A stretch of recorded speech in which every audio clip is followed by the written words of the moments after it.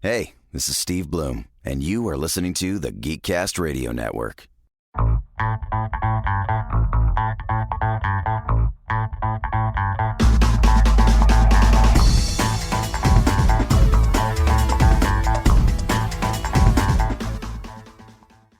Hello and welcome to another episode of the Cinema Geeks. I am one of your Cinema Geeks, Optimus Solo, and joining me, as usual today, is Hard Candy Mandy. Hey, bros.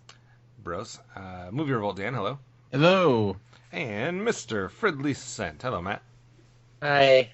We are here today once again to look at the year that is to come, or that has already started, that is in full swing, it seems like, as we're speaking here. We're looking at our most anticipated films of 2018 today. We already did our box office predictions, so now it's regardless of box office, what films are we just looking forward to? If you are a first-time listener of the Cinema Geeks, let us explain how this works. If you've listened to us previously, it's going to work exactly the same as it has in the last couple of years where we've done our most anticipated list. Everybody basically submits to me a list of their top 30 or so films that they're anticipating.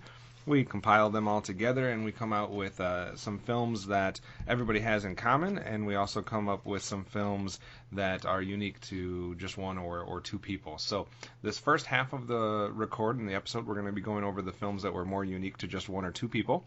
And then after the break, we will comment on our films that we all had in common. So those are films that were on at least 3 or 4 people's most anticipated list. It somehow always works out. I don't know how it does this, but when we do this, for our most common, it always comes out to 8, 9, or 10 films. So we had, once again, 10 films that were on at least 3 people's lists. So we will get over to those films after the break. But we're going to start by kind of getting right into it. We'll go through our picks, bounce back and forth. And then right at the end, we will kind of just talk about the year in general, what we're looking forward to in broader strokes. So, all right, let's start with Matt. Matt, what was your number 10 unique film that you are looking forward to? All right. I've got The Grinch, which, is just, they're doing The Grinch this time. From the same people that did Minions, Despicable Me, I think. So it's got Benedict Cumberbatch. Yes. See? Amanda? You can do that. Amanda, you're a Grinch fan, correct? Yeah, I've liked every installment of The Grinch thus far, and I'm not 100% sure how I feel about the new look. It's definitely more cutesy, but still holds true to some of the original stuff, looking like his shape and all that. So I think it should be good. How do you feel about someone like Benedict Cumberbatch instead of obviously we had Jim Carrey in live action and old school voices before that? What do you think about Cumberbatch's ability to infuse that character with some new life? I think he can play a good bad guy. You know what I mean? With his voice acting skills, I think he could be a good bad dude. He's supposed to be in the new Jungle Book movie coming up with his voice too, right? He's in a lot of movies. He's the Batch. Why'd you have to say it like that, sir? Oh, yeah, he's in a lot of movies, so Just saying, he's got some voice acting stuff coming up too that's not just this, so I think he could do well. All right. So The Grinch coming out, I believe, in the holiday season. Amanda, what do you have as your number 10 unique pick? Dude, I just want to preface this with saying I don't feel like what's been narrowed down for my individual list really represents my anticipation. This was your number 16 on your overall list, so it's your number 10 for your unique films. I don't know. You don't understand how it all Anyways, works. I understand how it works and understand why, sir, so don't go there. All right. But I don't feel like it completely represents what I'm super excited for, but we'll see. We'll see here. My number 10, I guess we're going to call it. My number 16 on my actual list is The Nun. Been waiting for a while to have the scariest chick have her own film, and it's an origin story, I believe, so it's gonna be intense. I'm terrified of this chick. I never want to see her pop up in real life, so I'm gonna make myself watch this, and hopefully I don't die of fright. The only question for her will be which friend besides me that she's gonna go see that film with. No, the question is how many months after I watch this am I gonna have to leave some light on while we're sleeping? Dan, any thoughts on The Nun? I know you had this one that you were considering too for some box office success, maybe. Well, I mean, I know that the that's part of the one of those movies, The Conjuring universe, and they had the Annabelle films as well. So, I think they've done a pretty impressive job of building this oddly designed universe within their horror genre. Nun's gonna be really scary, and when you have a ghost nun, that certainly adds it up a bunch. So they've taken ideas that people thought wouldn't work, and they've ended up working. So maybe that'll be the same thing with the Nun as well. All right, so The Nun is Amanda's number 10 unique film. For mine, I'm going to go with a film that I guess technically has already been released. It was a 2017 release in Japan. I believe it's been already released somehow in the U.S., but I'm not sure if, what form you would have to go to watch it. I'm kind of on this kick, I guess, now that we did the Miyazaki Spotlight, that I'm interested in a few of these other anime films that are coming out, and this is coming from I'm going to butcher this name, but Hiromasa Yonbayashi, who was also involved with a lot of the Studio Ghibli stuff, and this is Mary and the Witch's Flower. Actually, since it's already been released, it already has Rotten Tomato score and stuff like that, so it's pretty well received so far. And this is a story of a girl who comes across with a flower that has the ability to turn her into a witch for one night only. So intriguing, and I'm just interested to see what some of these other anime films have to offer. Now that I'm past my, I guess, inauguration into the anime world, so I'm interested to see what this one has to offer. Amanda, you have to like that plot synopsis. A girl can turn into a witch for a day.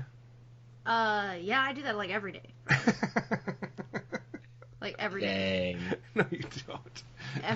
But a witch with a B. I mean, it sounds interesting. I think that if the animation and the story is done right, I'll enjoy it.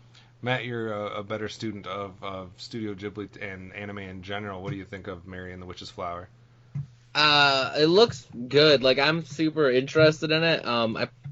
If it makes it to our theaters, I don't know if I'll see it in theaters, but I'll definitely buy it as soon as it hits DVD. All right. Dan, what's your number 10 on your unique list?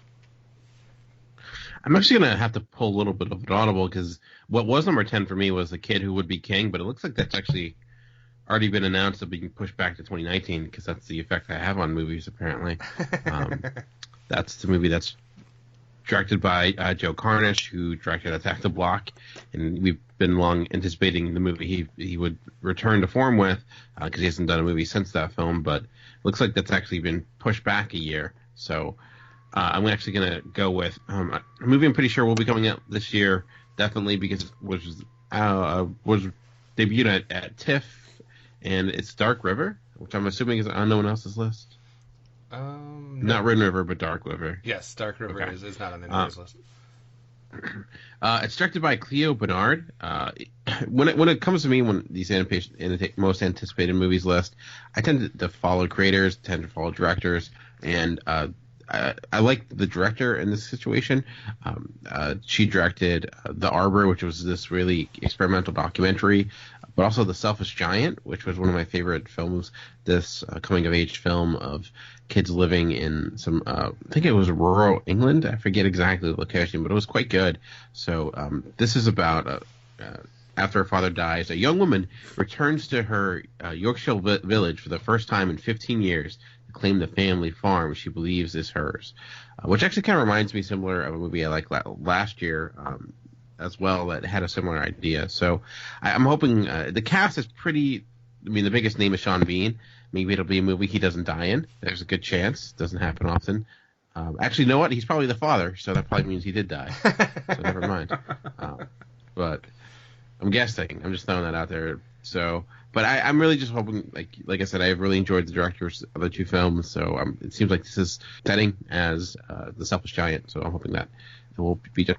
Yeah, absolutely. Dark River, I think, was kind of circulating some people's lists last year as well as something that people were anticipating. So definitely looking forward to that one as well. Matt, what do you have in your number 9 slot?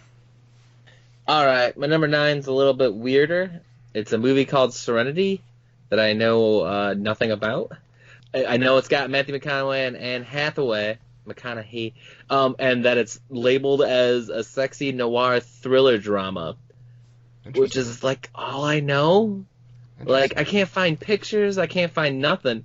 But I like all of those words, so... Especially when they're put together. Yeah, like, I just hope it is like a noir thriller detective movie, not like something where it's like, well, it's kind of dark, and then like, right. Because, I don't know, man. I like McConaughey I was having in trouble that type of with setting, these. too. Yeah, like, I got nothing about the setting. Uma Thurman's gonna be in there. I got that. Like, I was struggling. I was struggling with these later picks.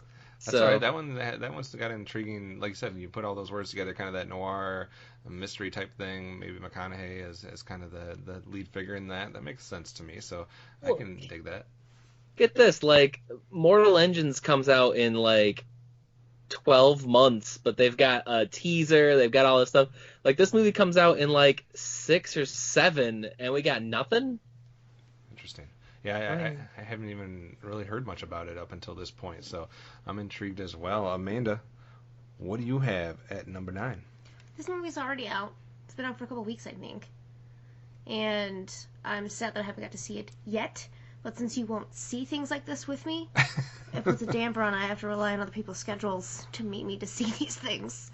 And that's Insidious, The Last Key. Another horror flick here, jumping in the ranks. I'm excited for this. I think it looks terrifying. Such a crazy concept when you see like that key going in people's throats and like shutting them up. It's insane. And these movies terrify me beyond belief. So I look forward to seeing them, but I'm also dreading the time after the movie because I'm going to be like a mess. Like, it took me so long to get over the last installment of Insidious that this one is like it creeps me out to my core. So excited but terrified for Insidious: The Last Key. Back-to-back horror picks. Interesting. All right, for my number 9, I actually couldn't believe that this wasn't on your list, Amanda. So I have to put this one on just because of the recent films that these two stars have been in, and they've been doing well, so I feel like if you put them together, that we should have a good time at the theater. I'm going with The Spy Who Dumped Me, starring your girl. You don't know who I'm talking about? Kate McKinnon. I was like, I got a lot of girls. Your girl, Kate McKinnon, and Mila Kunis. Starring up. So I thought you were going. What's your name? McCarthy. Yeah. Oh, yeah. I thought Life you were of the with- party there. Like, I thought it was like a sequel to the spy movie that she did a few years ago. Oh or yeah, something. yeah. No, this one's starring Mila Kunis and Kate McKinnon. It's supposed to be released in August. And also the writer did a little bit of work on SNL. I think he did an episode of Mad Men and Mr. Robot. So I don't know. It just sounds like a completely bizarre premise. Obviously, it has to deal with spies and espionage and stuff like that. But I feel like for some of the different comedies that have come out in the last 2 to 3 years, usually the bright spots in those films have been a Kate McKinnon or a Mila Kunis. So I feel like if you put them together, maybe that will work. So I'm hoping for just a general comedy that works for me.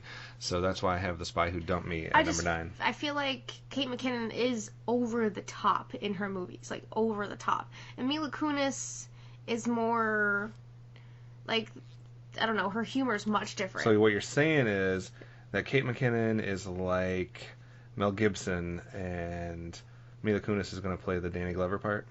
Sure. I don't know. I'm trying to do a TFG1 reference there. All right, so The Spy Who Dumped Me at the number 9 spot for me. Dan, what do you got? My next is Where'd You Go, Bernadette? Bernadette, I should say, because that's the right title. And again, it's because of I enjoy the director, Richard Linklater. Before trilogy, Boyhood. I didn't love it. He came out last year with Last Flag Flying, which I didn't love. I enjoyed it well enough, but it was somewhat disappointing. But also a really strong cast with Kate Blanchett, amazing actress. So I'm really to seeing them work together. And apparently it's based upon a really well-regarded book, which is different from Linklater because most of his stuff that I've really enjoyed has been his own creation. But it's about when an architect turned recluse, Bernadette Fox, goes missing. Prior to a family trip to Antarctica, her 15-year-old daughter, Bee, goes on a quiet quest with Bernadette's husband to find her. So it's little, Linklater is not known for a movie typically like this. He's done a lot of different things, but in most of his like genre bend films or ones that exist in some sort of genre haven't done that well. I'm thinking of like the Newton Boys, which hasn't been good, but he's a much better director now than he was then. So there's some concern there, but like I said, strong cast, great director. So my bigger concern is that it doesn't come out this year, because I think every time I've had a Linklater film on my most anticipated, it ended up coming out the year after, except for last year, and then it finally ended up coming out the right year. So, but.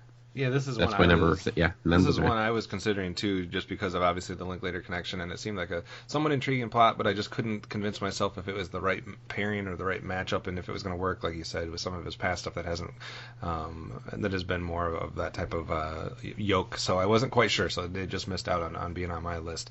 Matt, what do you have at your number 8? The next movie I got on my list is Bohemian Rhapsody. Like, Queen is probably my favorite band of all time. I've got most of their albums. They have a lot. I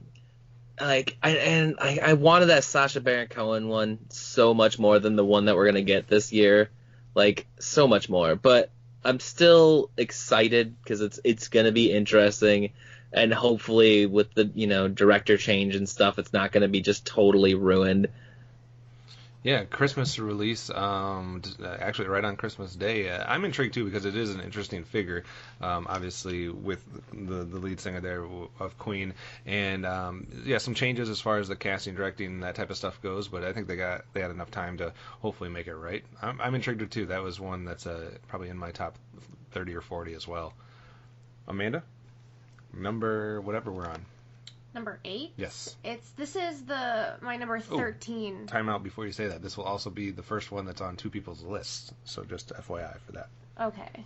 But you had it ranked higher. That's why you get to talk about it. This is number 13 on my full list, and that is A Wrinkle in Time.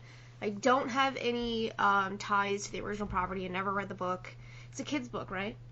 So I have no idea what the story is. I have no idea, except for what I'm getting from this trailer. But I think that the visuals look super, super cool, and it's going to be a fun ride.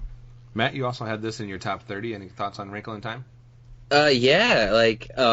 So I first heard about it well before the trailer came out. I guess Steven Universe is based in part on the book, and that's one of my favorite TV shows. So I had heard about it online.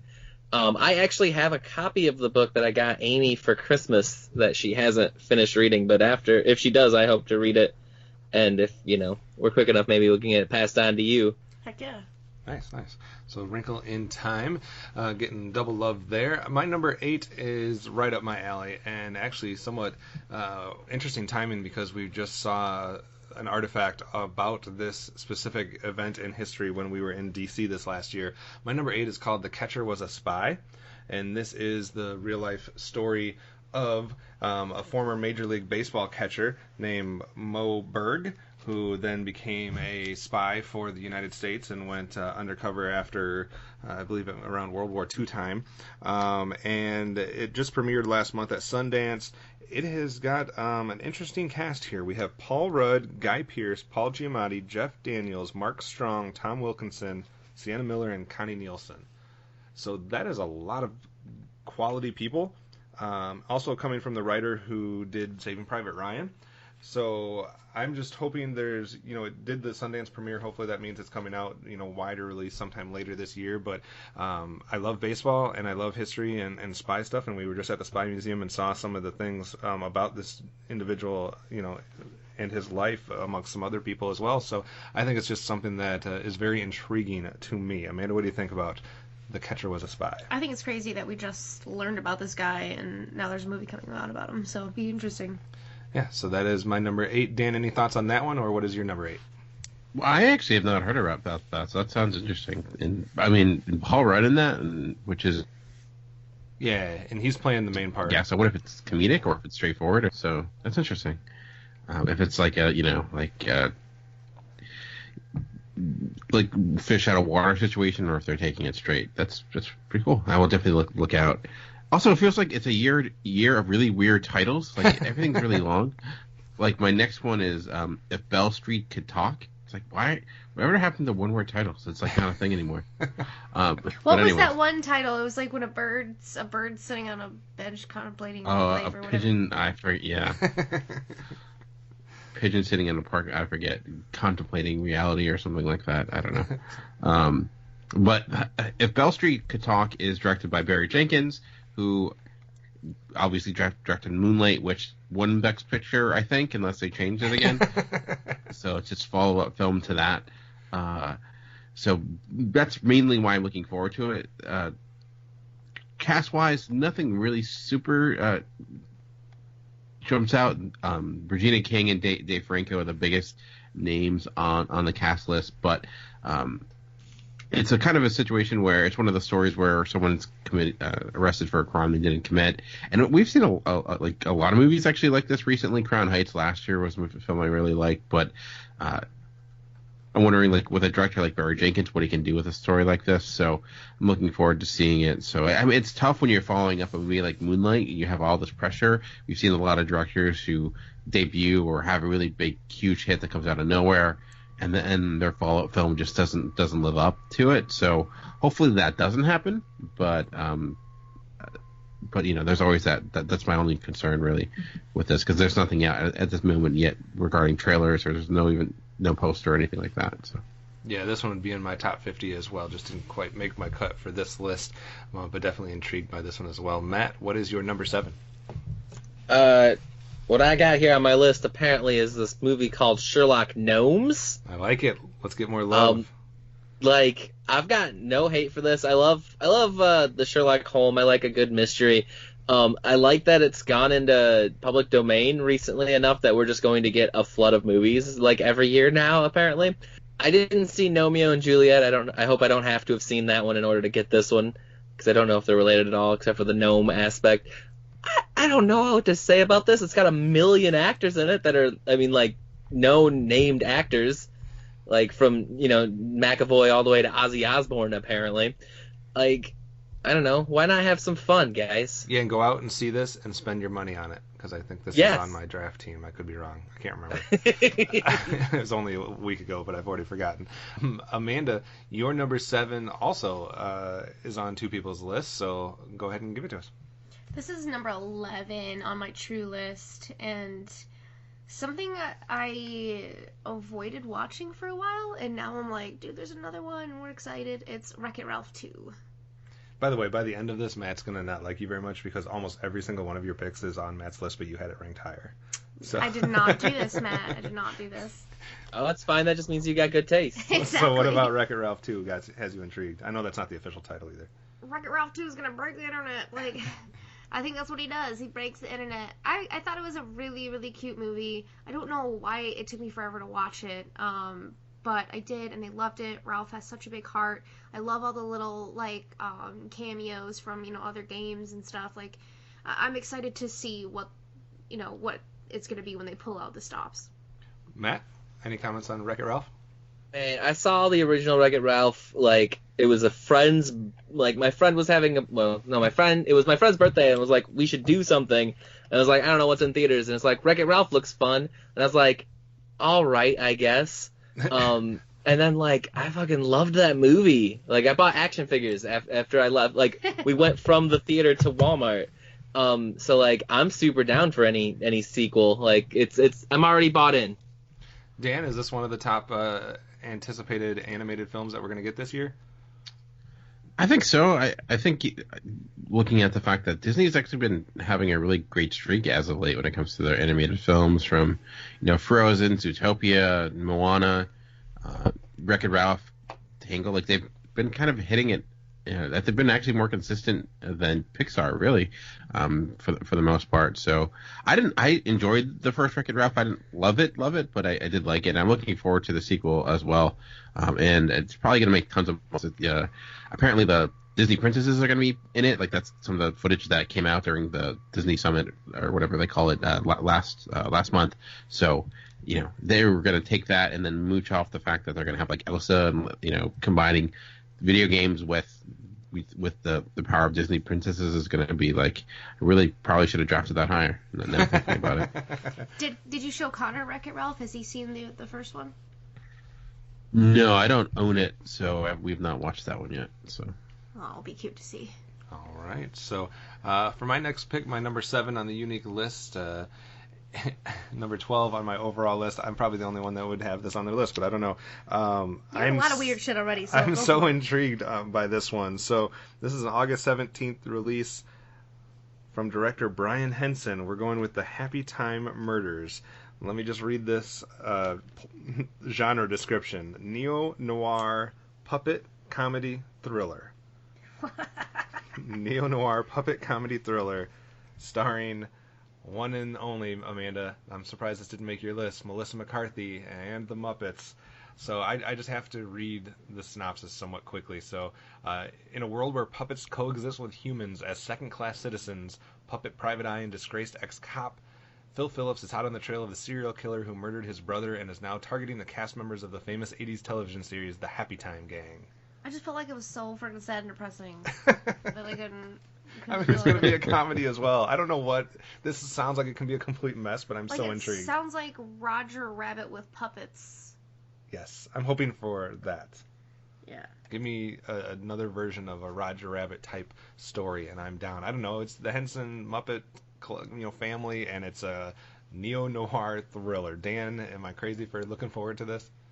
No, it's number 33 on my list. So I just, it looks different. It, coming from the Henson line, and maybe a little bit of a more adultish tone for the Muppets, or going back to what they were like when they first came out. So I think it could be great. I know it's actually been like in development forever. Apparently there were some issues with it, but hopefully now that's been squared away, it can be actually quite good. So I think it could be a surprise hit, or at least be like, I can see it being a movie that people get behind and champion.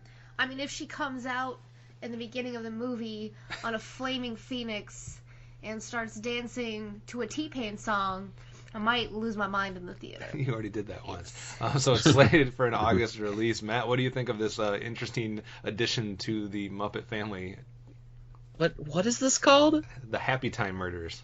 I don't think this registered on my radar until you started talking, and I was like, this sounds awesome. Like, I definitely need to see some production photos or some trailers.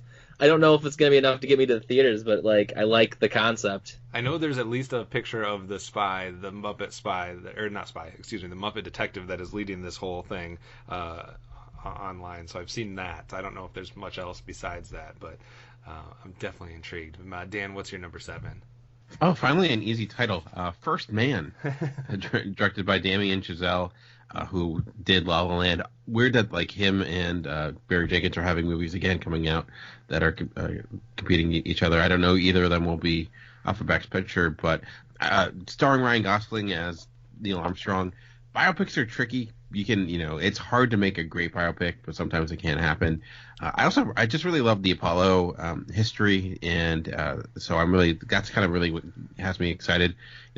Loved Apollo 13. Obviously, this is a lot different because this isn't a thriller; it's more of a drama, I would assume. So, but I think Ryan Gosling in a role like that could be a good opportunity for him to do something more on the dramatic side. He's obviously done that in the past, but I feel like he's kind of been playing a lot of similar roles. This is playing someone else or playing a person like this. I think will be a big piece for him, and it could be one of those. That Academy loves that type of stuff, so that could be like a potential Oscar-nominated role if he can knock it out.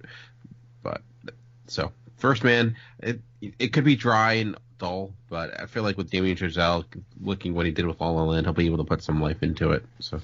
It's listed as a drama right now, slated for an October release, also starring Jason Clarke. But yeah, this was on my list as well, so this is another double pick. This was number 17 for me, so definitely looking forward to seeing what Damien Chazelle does with something of this nature, a little bit different than what he's tackled so far. So yeah, definitely intrigued. Matt, what is your number 6? I got next up is The Nutcracker and the Four Realms. That looks good. It's scary.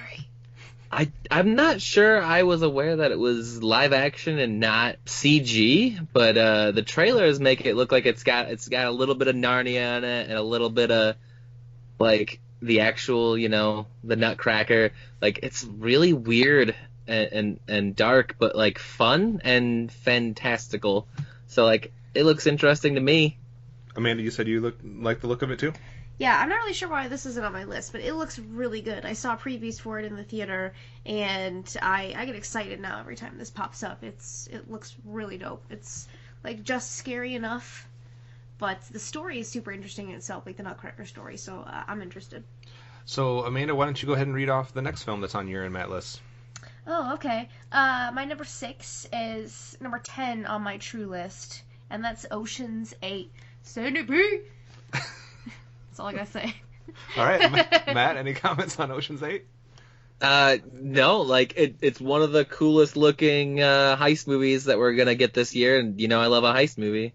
All right, so both of you not needing too much verbiage to express why you're interested in Ocean's 8. Sandra Bullock and the cool looking heist movie. That's all you need for that. You know the franchise, so that works for that. Number 6 for me, I'm going with a film called, and there's a chance that this one is actually not released in 2018, so I'll play the card that Dan sometimes has to play and talk about a film that we'll probably talk about next year too. But this is Bad Times at the El Royale, directed by Drew Goddard, who most recently did The Martian, or wrote for The Martian at least. This starring Chris Hemsworth, Jeff Bridges, Russell Crowe, Dakota Johnson.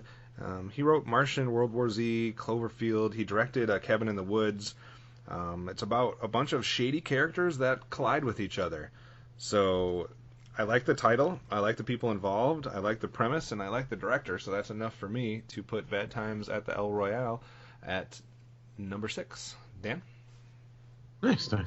My next one's actually a break for me because it's not based upon a director, but it's based upon the fact that I really enjoy the original property that it's based on, and that is I Kill Giants, which is a story about this 5th grade girl, or at least in the comics. I don't know if they're going to age her up in the movie, that kind of escapes in this fantasy world for reasons that I'm certain the movie will get into. But it was one of the best comics of the late.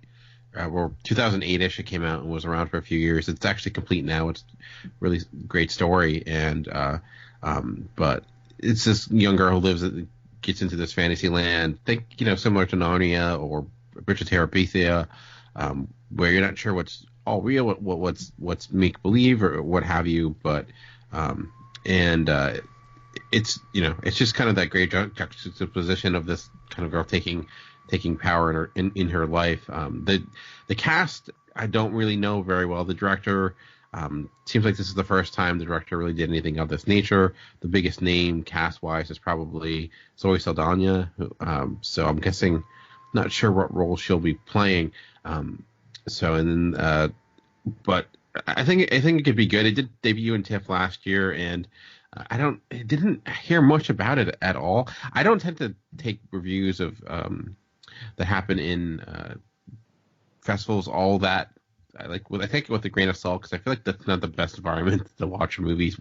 Watching 6 movies in a day and then trying to crank out reviews for them, I feel like that tends to lead to a lot of movies getting missed, or something that doesn't have the build up to be kind of underappreciated. So I could see that happening with I Kill Giants, and it ended up being a lot better than the reception it got at TIFF. But I'm looking forward to it. I'm hoping it can and get people to kind of see that there are other things outside the world of superheroes when it comes to comics, and get people interested in more additional comics. So Nice. Yeah, I hadn't heard much about that one yet, so it was a kind of one that was off of my radar, but I'll be intrigued to see that as well. Matt, your next one is actually a shared one for you too, so you have this one, and so does Dan. So what is your number 5?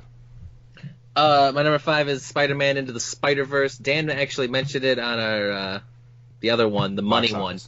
Yeah, like, it looks real good from what the teasers we've been getting in theaters, and who doesn't love Spider-Man and the various other Spider-Men? Yeah. Dan, what was your thought process with it? I think it's going to be great to, it's going to be great to see Miles Morales in actually the main character, which is, something that a lot of people have been hoping for. A dimension jumping film could be really interesting, in the fact that it's animated, like, on this level. There's a lot of the direct-to-DVD animated films, but hopefully one that is has a full budget behind it could look great. And we've been hoping for this for some time. So, but it might be kind of weird. Like, for a lot of people, because like, why is there another Spider-Man? I think it could be hard to market to some people, but I think it could end up being like one of the better Spider-Man movies we've gotten, if done right. Excellent. So Spider-Man Into the Spider-Verse getting some double love as well, just like Amanda's number 5. What do you got? Oh, every one of my picks. Guess who has this one on their list too?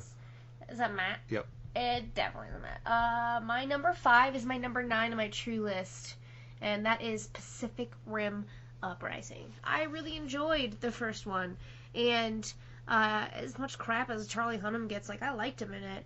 I think that Idris Elba was pretty cool. I like the fighting. I like the team-up style that they do. I think it's really awesome seeing, like, the kaijus and, like, all the stuff that, you know, like, society and, like, their culture deals with now, like, with the existence of kaiju. And I think it is awesome that we're getting another one, another generation, and I think it's going to be a pretty fun, big, huge, bombastic, entertaining ride.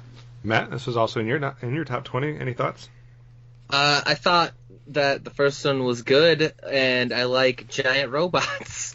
Like, yeah, I don't know. Like, I didn't see the first one in theaters. I saw it much later, and then even later than that, I've heard that there's a lot of like hate for it among groups. Like there's a person that I love as a Star Wars podcaster who cannot stand this film and slags it all the time, and I don't get it. Like, I'm real excited for the second one, and I think I'm going to see it someday. All right. My number 5 for me is an August 17th science fiction film called Captive State, directed by Rupert Wyatt, who most recently did Rise of the Planet of the Apes, starring John Goodman in a movie set in Chicago that is after an extraterrestrial occupation. Cloverfield? I mean, it reminds you of that in a way. So a good director, John Goodman, science fiction, Captive State. I have to be intrigued by this one. If you can give me as many roles as you want with John Goodman in a serious post-apocalyptic or science fiction setting, I'm down. So, Captive State. Is this also going to be we get the trailer and it's like on our phone? Actually, it's like we watch it. It's like you already own it. Like, whoa. What happened? Just the one up Cloverfield. Hopefully not. Hopefully it can be a little bit more. I don't know. Not as disappointed as this last chapter of Cloverfield, I think, was for a lot of people. So, Dan, you're up for your number 5 pick. My next one's a combination of the fact that I like the original property it's based on, and also the people involved, and it's the death of Stalin. Which was on my list last year but didn't come out, of course, because that's usually what happens.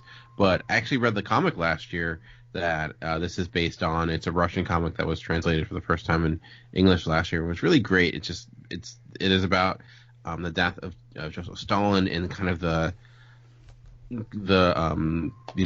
political goings on that happened after that. If people are trying to grab power, it's kind of a darkly humorous take on it. It's directed by the people who brought us great things like Veep and in the Loop, and has like a pretty impressive cast. Steve Buscemi, Jeffrey Tambor, I think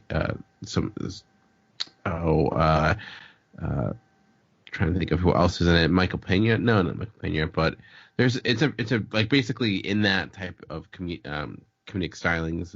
There's a lot of those type of people who have been in the Loop and Veep who are going to make an appearance, and I'm really excited to see how they take on this story. I think it's going to be hopefully a really great comedy, because we're in desperate need of those. So, and it did. This was also, I think, debuted last year in festivals and actually got pretty high praise. So that has me hoping that it will come out this year and also be really good. So, yeah.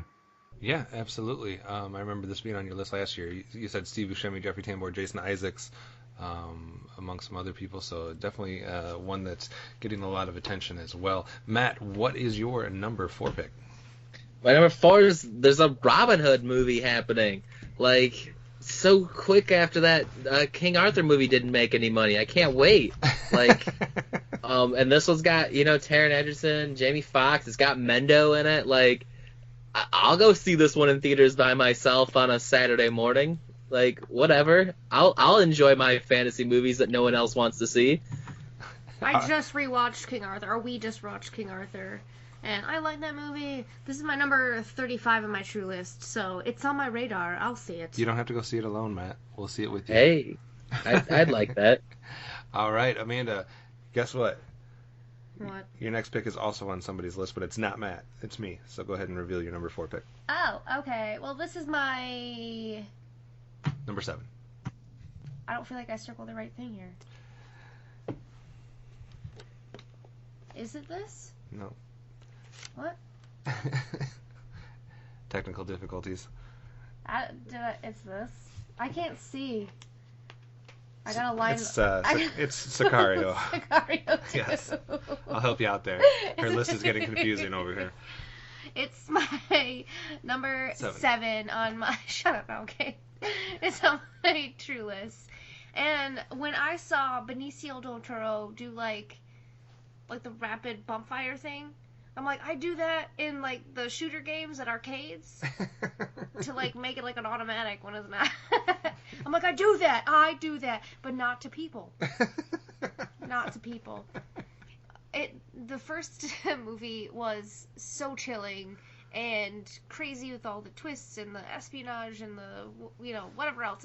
It was great. I liked it. It was dark, and this movie is gonna get us back into this world where you can see Benicio del Toro just be a Banff. And Mr. Brolin. And Brolin. Yeah, this is number 15 on my list, so definitely highly anticipated as well. The first one was great, so I'm interested to see what else they do in this world. I wasn't expecting, when they did the first one to have a sequel, but we're getting it, so I will take part and watch that one. Dan, was Sicario anywhere on your? I know it wasn't in your top 30, but was it in your top 50 or so? Yeah, I forget where, but it's number 48 on my list. I'm just a little concerned with it not being the same director, so that's like the only thing that has not any higher on my list. All right. For my number 4, Dan, it's also on your list, just slightly higher on mine, and that will be the film Mute, which I believe was on my list last year as well. So I've been anticipating it for a couple years, but this is the new film from Duncan Jones, who did Moon and Source Code, and stars Paul Rudd and Mr. Skarsgård. We have a mute bartender. Wait, which Skarsgård? There's a lot of Skarsgårds. Alexander, I believe. And it's a mute bartender and a little mystery. He's trying to figure some stuff out and seems a little bit, not a lot of details about it, but it's Duncan Jones and I'm interested in it. So Mute is my number 7 overall. That's what you get when you're on a list 2 years in a row. Dan, what are you thinking? Yeah, similar. I love Moon and what is the other film he did with Jake Gyllenhaal? I can't think of. Source Code, which is I think really underrated. Obviously, Warcraft had its problems, but I love the trailer, and even I think it could be hopefully a big hit for Netflix, which is weird that it's going to be on Netflix. So I think when this was first announced, or we first had an anticipated film, you thought it'd be a theater film, but it's not the case. So hopefully we'll get it this year, because I know it's done, it's made. We're just waiting for it to be released. So. All right. So Dan, what is your number 4? My number 4 is Roma from Alfonso Cuarón, who has been doing some amazing films as of late, obviously with Gravity not too far ago and Children of Men. This seems to be a movie, though, that's kind of delving back to more his dramatic roots, where it's about a year in the life of a middle-class family in Mexico City in the 70s. So, not going to have the spectacle of something like Gravity, or Children of Men, I would assume. You never know with him. He might be able to, but it seems like it'll kind of get back to more of like the Y2. I forget how to say that name of his more dramatic film movies, but he's done those and been successful with it. The cast is, I think they're Mexican actors, so and I'm not well aware of them, but I'm curious to see what he can do, in kind of a change of pace. So. Yeah, absolutely. Definitely a director that has a lot of people intrigued whenever he comes out with a film. So into our top 3. Matt, you can start it off in a rare crossover with me. So this film is on both of our lists. So what's your number 3? Cool. My number 3 is Holmes and Watson. Like I teased earlier, the Sherlock Holmes is hitting hard this year. I'm not gonna lie. I think I would rather have a Robert Downey Jr. than the two that we're gonna get this year. But a Will Ferrell, John C. Reilly, and Lauren Lapkus, who I love, doing a comedy take on the Sherlock Holmes story like that. Who isn't excited for it? Yeah, and also from the director that did Tropic Thunder and Men in Black 3, also starring Ralph Fiennes. Along with, like you said, Hugh Laurie. Yeah, so a lot of interesting people there. I think, again, I'm hoping that this year is like maybe a resurgence in some just straight comedies, because we've been lacking in good quality straight comedies. So I'm hoping that's what we kind of get here in this Holmes and Watson framing. So definitely with you on that one. It was number 16 on my overall list as well. Amanda, your number 3 crossover with Matt. This is my number 5 on my true list, and it is Venom. Tom Hardy getting taken over by some black symbiote goo stuff. In case you didn't know. Some hard-hitting breakdown on the ins and outs of Venom from Amanda. I watched the trailer. It looks cool. I know we've been waiting for this movie for a while, but I think that Tom Hardy just does wonders with whatever role he's given, so I'm excited. Matt, thoughts on Venom? Oh man, I saw the trailer, or at least a teaser, before Black Panther on this movie, and I think I'm less enthused about it. Oh. But like, I'm gonna hold my breath until it comes out. Like, I've liked almost every Spider-Man movie we've gotten, so just one more in that Spider-Verse. Why not? There we go. All right, so my number 3 is also on somebody's list, and that would be Ready Player One. Obviously from Mr. Spielberg, dealing with some nostalgia, the adaptation of the book. That's enough for me. I haven't seen anything on it really too much as far as images or trailers, teasers, anything like that. I don't even know if there's anything out. Ready Player One? Yeah. We've seen it like 1,000 times in the theater, Durf. Just like the little clip that they show in the theater. I haven't seen like any extended looks or anything like that on anything. Are you joking? And if I have seen them, I've probably not paid attention. I haven't been paying too much attention to a lot of these trailers. Climbing on the thing. I'm starting to remember it, but nostalgia and Spielberg is enough for me. Amanda, you had this one on your list too. So what do you think as far as Ready Player One? I think it looks awesome. I don't know why I didn't know about this before I started seeing these trailers. I have not read the book. There's like so much stuff that I'm like, why didn't I read this book? So now I feel like I need to read stuff and see this. But I don't know. The only thing I'm worried about is the CG. Like, okay. how is it going to hold up? And Right. It looks like they're throwing so many characters at you at once and like some fast-paced moving stuff that I wonder if it's going to be all the boneless movements and stuff like that. But I think that super cool concept. And from what I've seen so far, it does look pretty good. All right. So Ready Player One, a little bit of double dose love there. Dan, what is your number 3?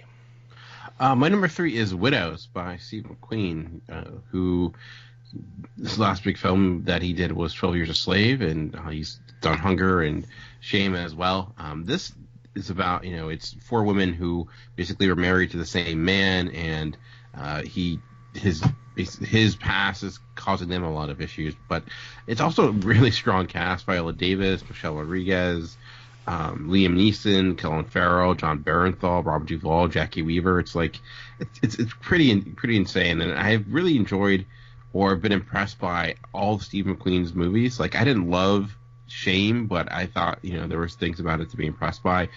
So I'm really curious to see, and I feel like it's also a movie that's kind of coming out at a good time, considering it is a film that is starring 4 really well known and strong actresses, which is not typically something you see.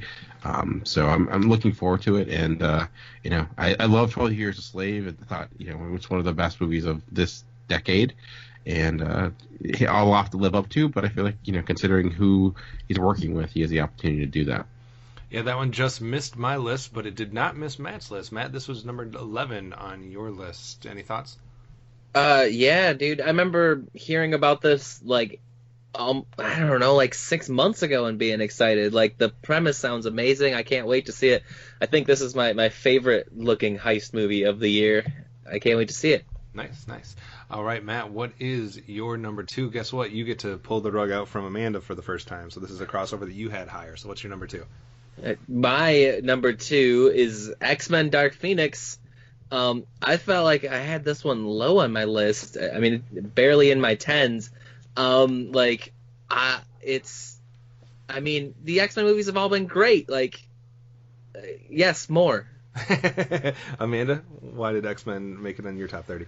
I have it pretty low too. I have it at 25. But I love the Phoenix. I love her character. She was so cool in the 90s cartoon. I liked the glimpse that we got from Sansa Stark playing Jean Grey in this last in Apocalypse. So I'm really excited to see more of the Phoenix.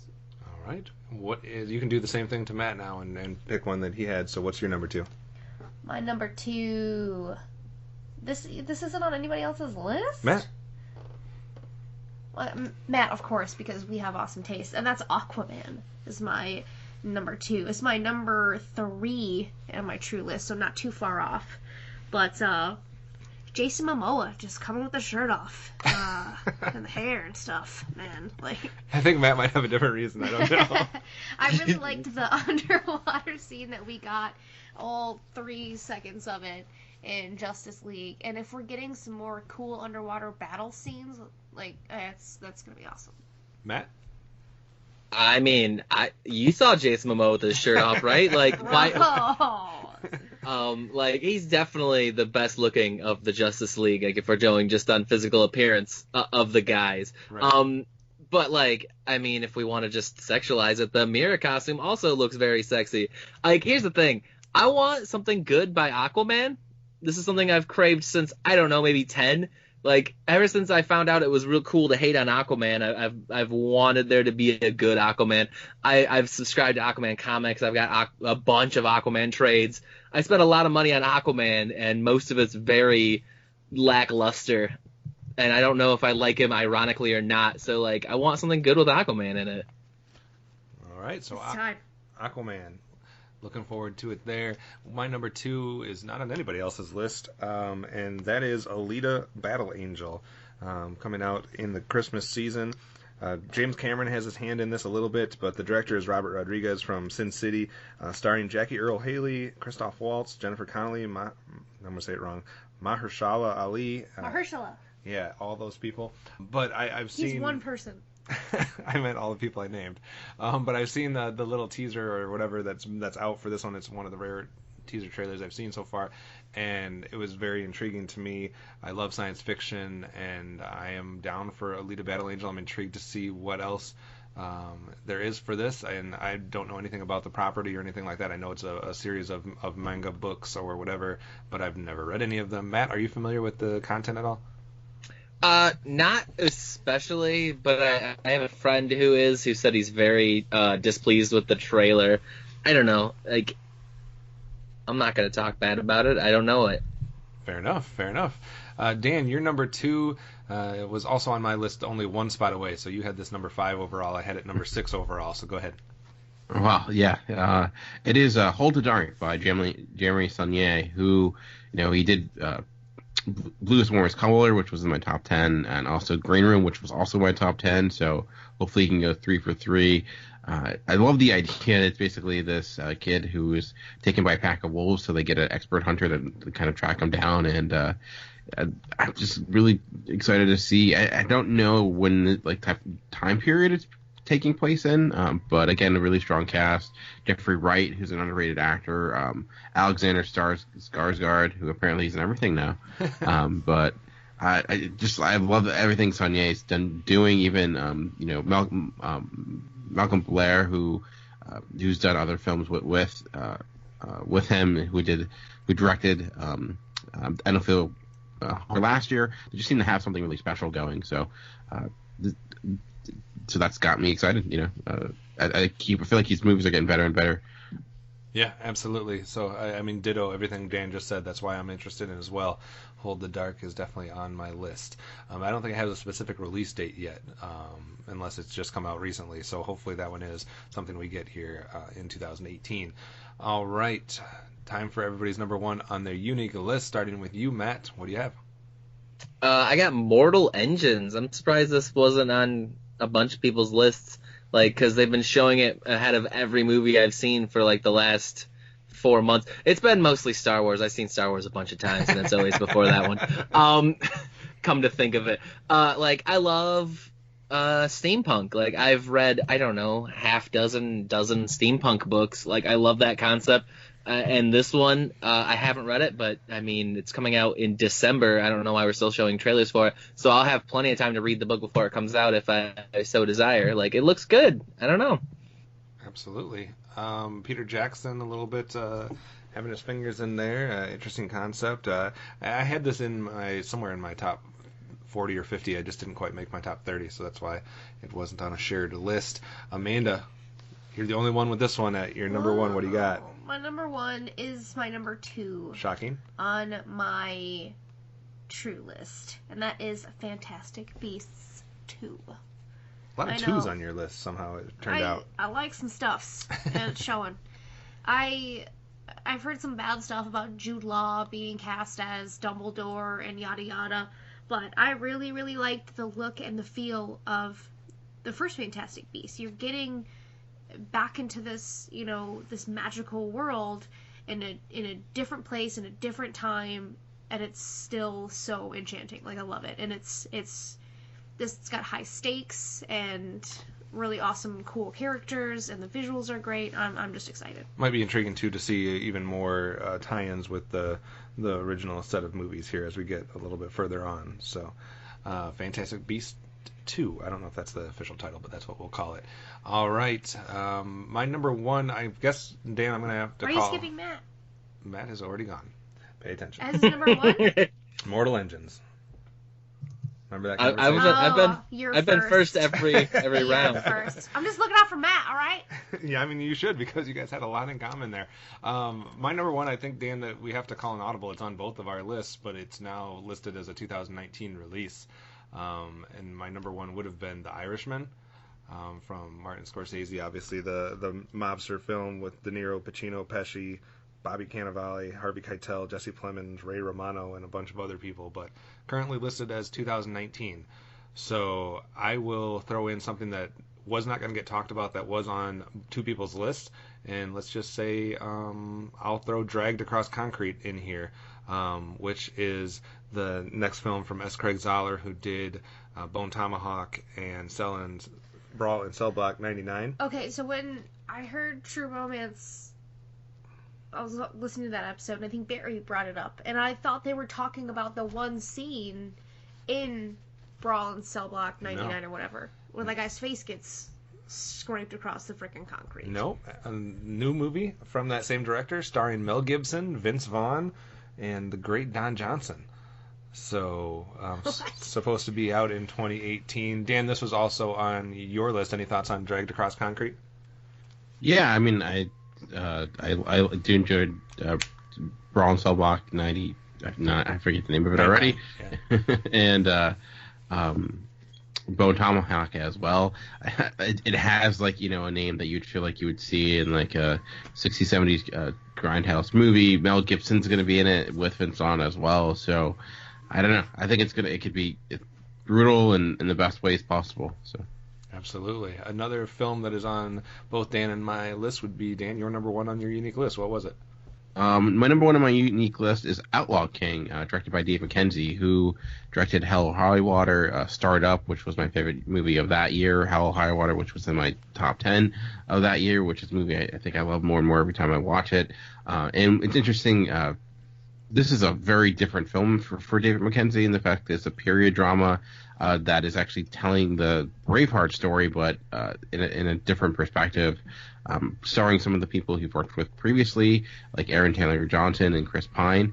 I'm a little worried about Chris Pine doing an accent, though I should say he did a decent one in The Finest Hours. He had a British accent, not a British accent, but a Boston accent, and he did a decent job. But I love everything. I love those movies Dave McKenzie's done. I haven't seen everything directed by Dave McKenzie, but Startup really just put him on the map for me. I like the idea. I like Braveheart, but I like taking it a different perspective. Is we've seen that with other historical films as well. Really looking forward to this one. Absolutely. So those are all of the picks that were on just one or two of our list. We're going to take a quick break. When we come back, we're going to break down the films that were on either 3 or 4 of our list. Don't worry, we're not going to spend an hour on these 10 films because most people already are familiar with what the content is. So when we come back, we'll break down the films that we're in unison most anticipating.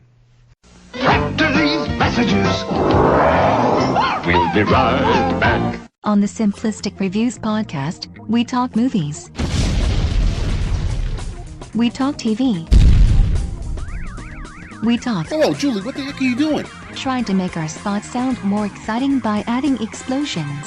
Yeah, I'm pretty sure you could have got the point across with sound effects, not the real thing. Car. Download the show on iTunes or at simplisticreviews.blogspot.com. I'm sure your insurance company will cover that. No, they won't. No, they probably won't. Hello, everyone. This is JD from the In Session Film Podcast. Each week, we review the latest from Hollywood, California. Well, yes, Brendan. We also give top 3 lists. Okay, yeah. Thanks again, Brendan. Additionally, you can hear us talk other movie news, trailers, varying movie series, or other interesting film-related topics, and even rants and raves of the week. On top of our main show, every Friday, you can also hear our extra film podcasts. You can listen to the In Session Film Podcast on iTunes, Stitcher, SoundCloud, or at InSessionFilm.com. Listen to the In Session Film Podcast every Monday and Friday. Subscribe today and hear me verbally beat JD like a Cherokee drum. No. That's not how this works, sir. Now back to the show. Do you see how your patience paid off? All right, thanks for sticking with us. As we said before the break, these are the films that are on either 3 or all 4 of our list. There is 6 films that were on 3 of our list. There is 4 films that were on all 4 of our lists. So we're just going to go down in order. What I did is I took where everybody ranked it, added those up, and we kind of have an order. So our number 10 film that we have in common that was on Dan, Amanda, and my list. Amanda, I'm going to let you talk about it, though, because it is your number 1 overall. What is it? The Predator? The Predator. I'm so excited. Probably my favorite movie character of all time is the Predator. So, getting another look into the Predatorverse, I'm excited. This film snuck in because I had it at number 30. Dan, you had it at number 29. So just barely on 3 of our lists. Dan, why did Predator have enough to make your top 30? Mostly because of my love of the first Predator and the fact that it's Shane Black doing it. I even I do like Predator 2. It's Danny Glover fighting a predator is interesting enough, and I even like the Predators. It wasn't perfect, but it had some moments like you had a yakuza fighting a predator with sword to claw. So it had bits that worked, but I'm excited to see hopefully this can kind of get back to what the Predator was. I think he's a great character.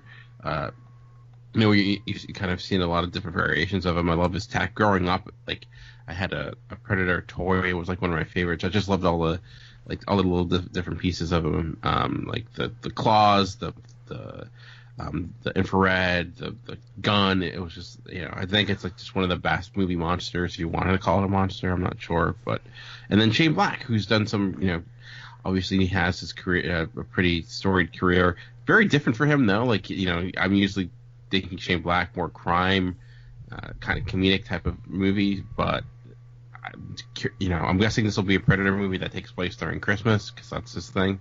But we'll see. It also has Keegan-Michael Key and Jacob Tremblay in there, which is interesting. So a little kid? Yeah. Oh, hell no. Maybe get to see him eaten up by a predator. Oh, maybe he's the lone survivor. I don't know.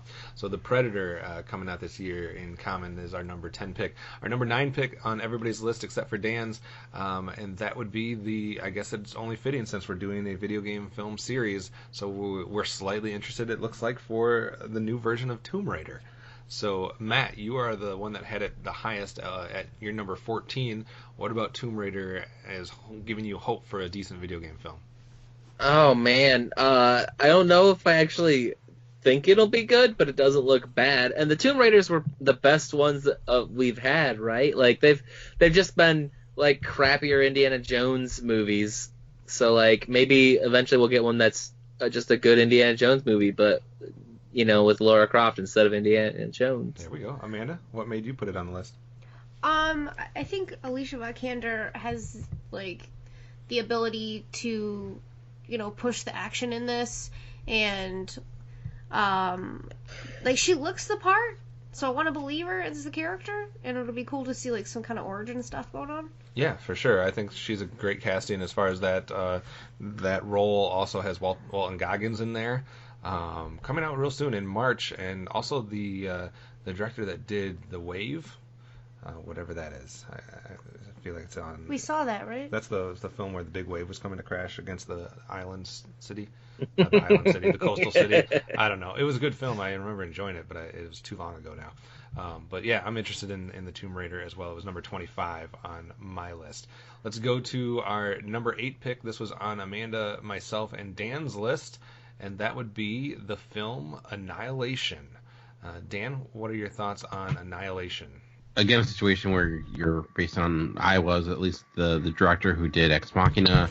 I like the idea. The reason it wasn't higher is I didn't love the trailers all that much, but Natalie Portman's a strong actress. Seeing her in, it's not necessarily an action role, but I just think the concept it looks different. Like, I think that's something that even if it's like not 100% successful, it'll at least be something that's different and unlike other movies out there. And I think we need more movies of that nature. So that's really why I'm looking forward to it. Scary soap bubble.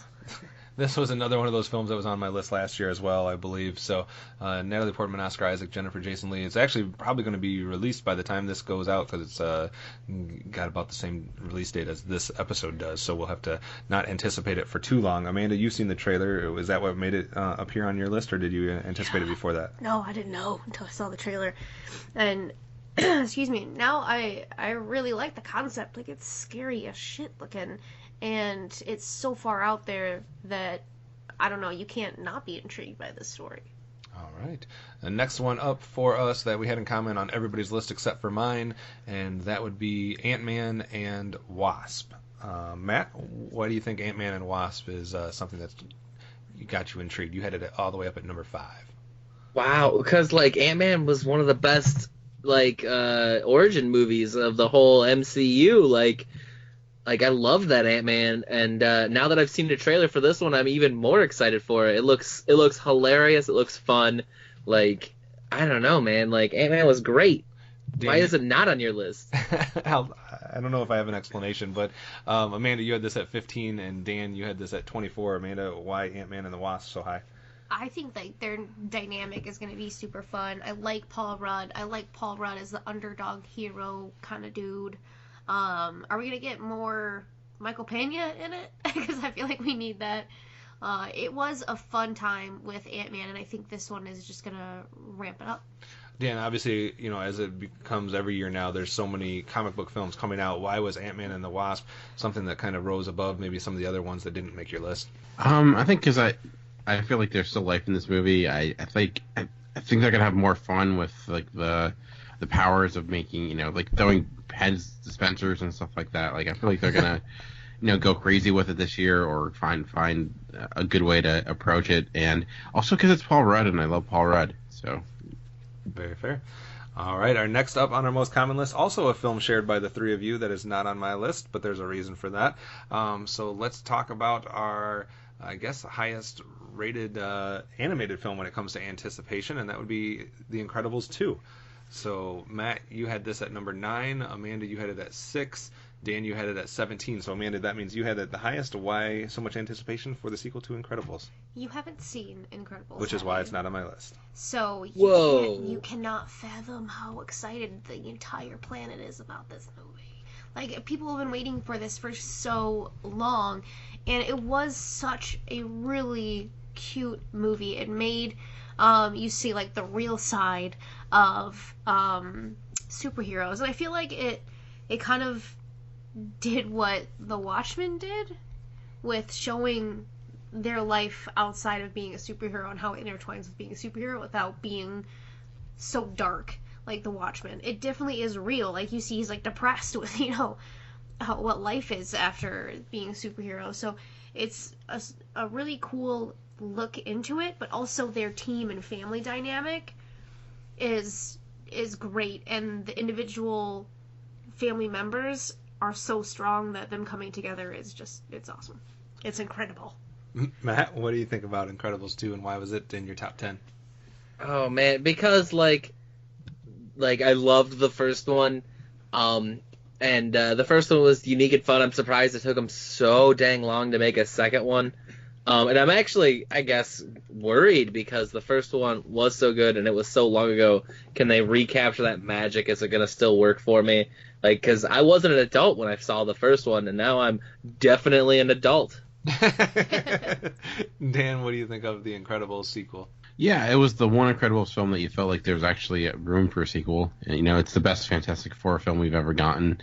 Brad Bird hasn't had, like, I loved his Mission Impossible 4 film, but I know Tomorrowland had some issues, so I'm glad he's coming back to it because I feel like he's a really good visual storyteller, and I love the trailer, like him doing like the Mr. Mom type of story with, you know, this guy with the superhero trying to be dad. I think that could be a good way to approach it. So not what I expected them to approach it with the story. I thought they would be more like a superhero team, but I think that's been done before.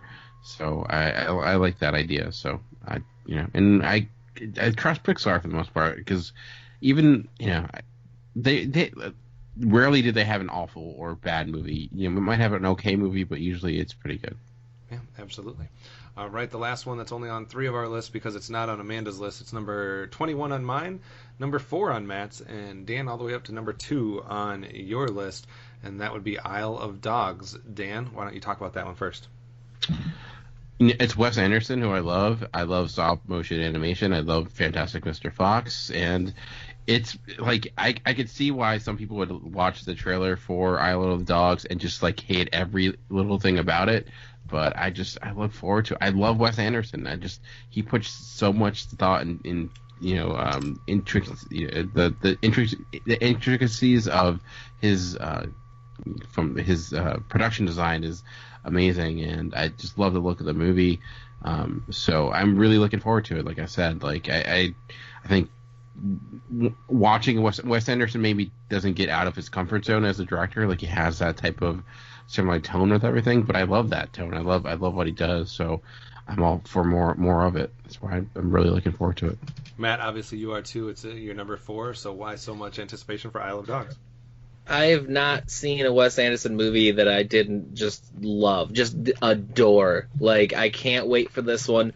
I'm upset I missed Fantastic Mr. Fox in theaters because I didn't realize it was Wes Anderson. It just looked like a silly stop-motion movie, and I don't always get down on those. So, like, I gotta rectify that with this one, and I gotta see this one in theaters. All right. Obviously, I'm anticipating too. I've liked most of the Wes Anderson films I've seen, although I still have some blind spots there. But definitely intrigued by this one as well. And obviously, you got most of the usual suspects as far as the cast goes coming back and doing some voice works and different stuff. So Isle of Dogs, definitely on a lot of people's radar. The rest of them are on all 4 of our lists. So we had 4 picks that we all had in common. The lowest ranking out of all those would be Deadpool 2. Deadpool 2, I had it at number 19. Dan, you had it at 16. Amanda, all the way down at 24. Matt, all the way up at 7. So let you start, Matt, with Deadpool 2. Quick comment? Oh, man. Like, the first one was a lot funnier than I expected. I didn't expect to like it as much as I did, so I'll probably see this one, too. Amanda, the lowest, obviously, because you had maybe the lowest reaction from the first one, but you're still holding out hope that the second one's a fun adventure for you? Yeah, I think that I'll probably enjoy this a lot more. I think it's going to be more action, less strip clubs. Also, another different type, I think what's maybe benefiting us this year with all the different comic book films is we have a lot that have kind of a little, different feel. You got some of them that have big grand stages, some of them, like Ant-Man, that are going to be able to explore some other, interesting things that they can do with the size. Deadpool, a little bit more comedy. Dan, is that going to work in its favor? I don't know. It's certainly going to be, the comedy when it comes to Deadpool is constant, but also, having that R rating, it can get a lot, more graphic. And I think what's really going to be interesting is when you have the character of Cable come in, who, growing up, he was one of my favorite characters. There's actually a series that I really adore called Cable and Deadpool, and so seeing them come together in this is exciting. It's basically straight man and your wacky sidekick, but it can work. So it's going to be, I think, even more effective when he has someone like when you put like a wacky over the top character with someone who's ultra serious. Josh Brolin can be a great actor when he's trying. So, and it's going to be though odd that he'll be in Deadpool 2 and another movie we'll get to as well that'll be coming out in the same month. So he'll just be making all the money. All the monies. Yeah. All right, our number 3 film that we all have in common, no matter what all the negative hubbub has been about it, we're all still looking forward to Solo, a Star Wars story. No surprise there from this group. I have Solo as my number 2 film overall that I'm most anticipating. It should be number 1 now, actually, since the other film's not coming out till 2019. Matt, you had it at number 1. Amanda, number 12. Dan, number 25. Matt, Solo, Star Wars story. Number 1 film this year for you? Talk about it. I mean, it's got Han Solo, it's got Lando, it's got all those other people I don't know that I want to know. I'm going to be reading books about, I'm going to read every tie-in, everything they send out. This movie, it looks great. I had a lot of doubts, a lot of worries, because, everyone's talking shit. And then, the teaser came out during the Super Bowl, real early, which was awesome. And I was hooked. That Dong Lover guy, he's perfect as Lando. I'm so hyped. Amanda, on the Star Wars train with Solo? Not tired of it yet? Not yet. And I think this is something that anybody and cares about Star Wars has been excited for. So, Dan, thoughts on Solo? I was a little concerned about it, considering all the switch in director and things of that nature. I ended up really liking the trailer though, so. It has me back on board, and considering it is, my first round draft pick, I hope everyone sees it. It makes lots of money. I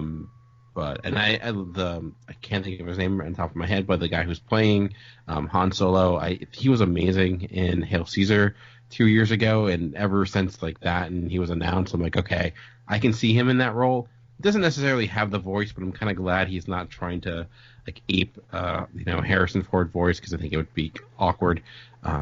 But I think he has kind of that charm that's needed for a role like that. Right. Obviously, this one's slated for May 25th. Aaron Reich is the character you're talking, or the actor you're talking about. Glover. We have Emilia Clarke, Woody Harrelson.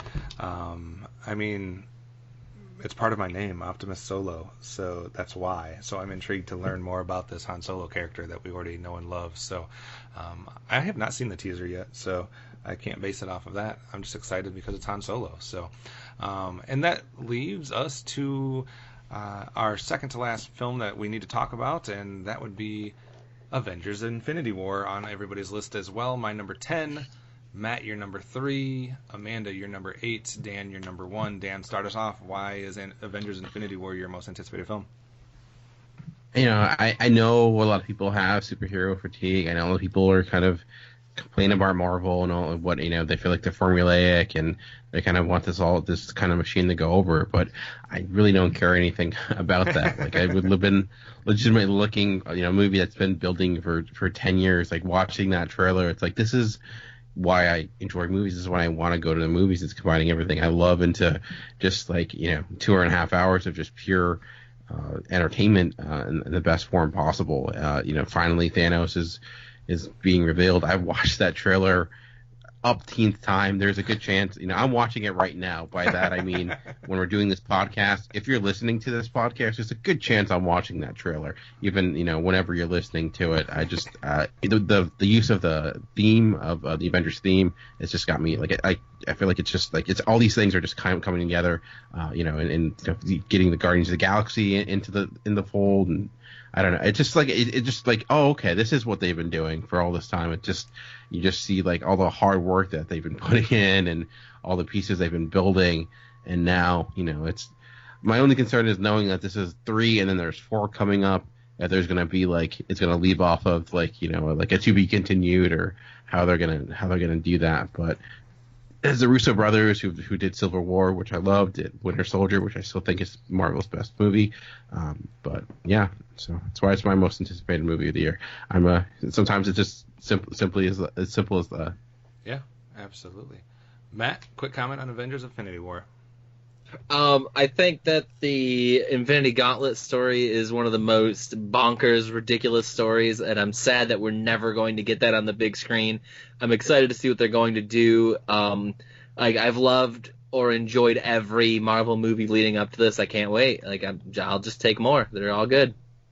Amanda? I mean... Ditto? Yeah. All right.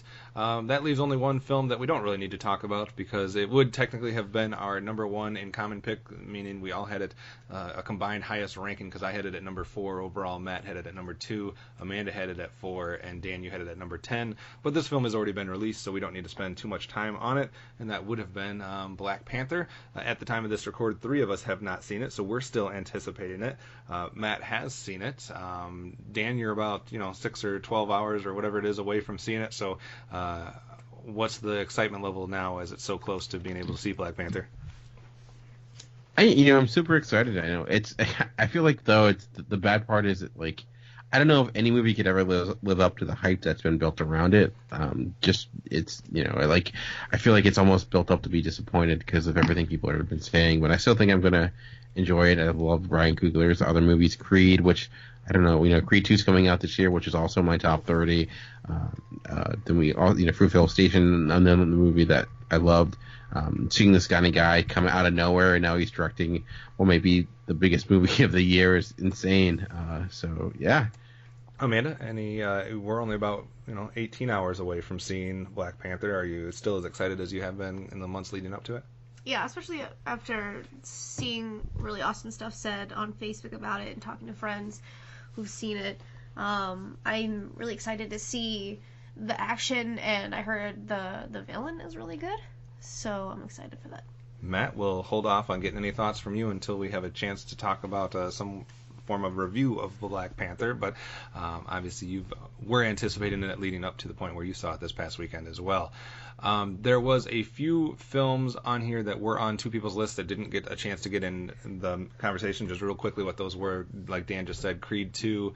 We also had A Quiet Place, Mission Impossible, were the other films that appeared on multiple people's lists that did not get named. I thought it'd be interesting to see who had the most crossover and which Cinema Geeks are most like each other, if that's not been somewhat given away here over the course of the record. But Matt, you and I only had one film in common in our top 30.